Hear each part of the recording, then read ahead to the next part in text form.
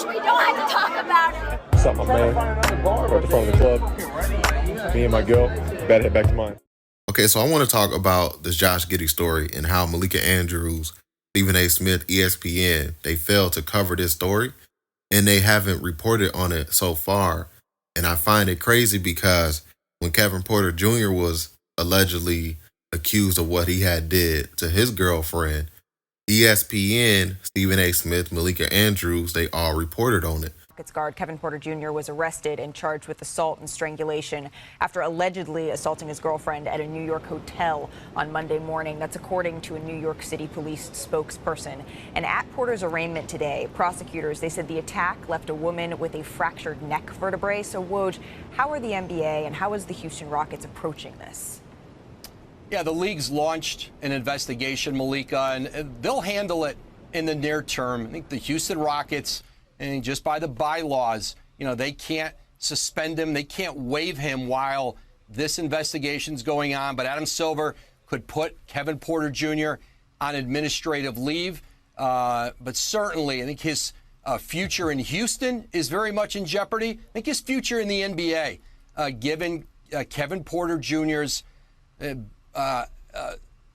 going back a number of years to the USC, Cleveland Cavaliers, the Houston Rockets, problems have followed him. And there have been teams, certainly Cleveland drafted him late in the first round and essentially gave up on him. And you look at his contract in Houston, it was a very team-friendly deal, non-guaranteed money after the first year. They would be on the hook for about almost $17 million if the Rockets were to waive him once he's either convicted or the league comes down with a penalty.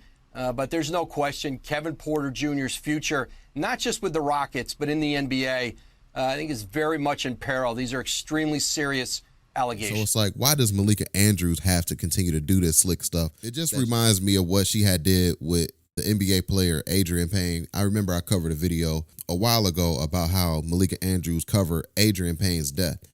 Make sure I give this video a thumbs up. Let's push it out to the algorithm. Let's try to get 1,000+ likes on this video. Y'all been crushing it on the Malika Andrews videos, man. Without y'all, these videos wouldn't be doing the numbers that they are doing. So I just want to say I appreciate y'all. Salute to y'all. So with that being said, let's get started in today's video. Shifting gears, former Michigan State star Adrian Payne was shot and killed in Orlando, Florida, early Monday morning, the Orange County Sheriff's Office said. And Payne was the 15th pick by the Atlanta Hawks in 2014.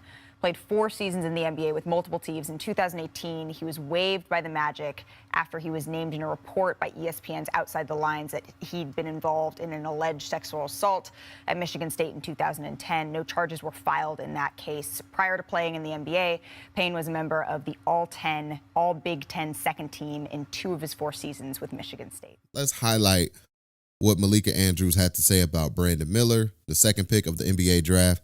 Let's get right into this video. Let's check it out right here. Here's the video. His name did surface, Miller. His name did surface in court testimony involving a case where his former teammate and another man, they've been indicted for capital murder in the fatal shooting of 23-year-old Jamia Harris in January. The University of Alabama has described Miller as a cooperating witness. How is this factoring, if at all, into how teams are evaluating him? Yeah, Malika, part of the I don't think it would be brought up at all if it wasn't for Malika just bringing it up on national television right now. That Joe Mazzulla will be the interim head coach here. You can see his resume on your screen. He's been a Celtics assistant coach the last 3 seasons after spending the previous 3 seasons at Fairmount State. And he played for West Virginia between 2006 and 2011, and now could become the NBA's youngest head coach at 34 years old. And we'd be remiss not to also mention that Mazzulla was arrested twice at West Virginia, once in 2008 for underage drinking and aggravated assault. He pled guilty, paid a fine, and then again in 2009 for domestic battery after an incident at Morgantown Bar. The domestic battery case never went to trial. It was settled in August of 2009. He paid a $100 fine and court costs, plus had to do 40 hours of community service. Now, that was 13 years ago. He settled and paid both fines. And it reminds me of the Emi Udoka situation as well, when Malika Andrews feminized that entire situation and say that we're no longer here to blame women, when she had screamed at Stephen A. Smith. And Stephen A. Smith had to check her about that real quick, right? Stephen A., with all due respect, this is not about pointing the finger. Stop. The fact that we are sitting here debating whether somebody else should have been suspended or not, we are not here, Stephen A., to further blame women. That is not why we are here. Stephen A. Smith was caught off guard by her feminist comments. And this is what Stephen A. Smith had to say. Let me be very clear. I don't appreciate where you're going with that. I'm not blaming anybody but Ime Udoka. The point that I'm trying to make is just like you're not mentioning. Excuse me. I listened to you. You're the one telling me to stop on my show. It ain't happening. Ladies and gentlemen, he should be in jail. He should not only be in jail, Tillman Fertitta, Ime Udoka, the new coach, the Fertitta family. It should be announced that he's no longer a member of the Houston Rockets, effective immediately. And the NBA should adopt the NFL's rule as it pertains to literally prohibiting you from participating, wearing an NBA uniform, being inside an NBA arena, playing on an NBA basketball court until the investigation is complete. You can't even be accused of doing what the hell this man has been accused of. Put that back up on the screen right now. I want everybody to see what this man has been accused of. Porter Jr. did not stop until Gondrezick ran out into the hallway covered in blood.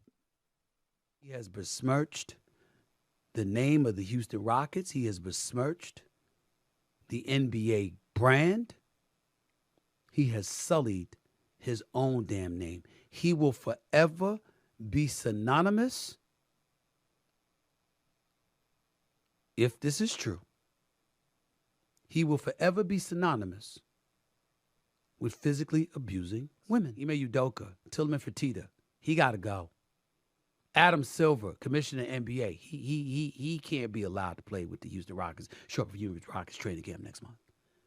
Get your own commissioners exempt list like the National Football League. You ain't got to go home, but you got to get the hell up out of here. You can't be on an NBA roster with these charges leveled against you, with those details being provided to the public. It cannot happen. Just like how they reported on Zion Williamson in a situation he was going through with Mariah Mills. And we saw how the NBA punished Ja Morant for brandishing firearms over again on social media. And they sent a strong message about firearms and how they don't play about that. Yet, when you got these allegations against Josh Giddey, the NBA want to remain silent. So y'all get in the comment section down below. I would love to hear your thoughts about today's shorts video. Like, share, comment, and subscribe for more shorts videos.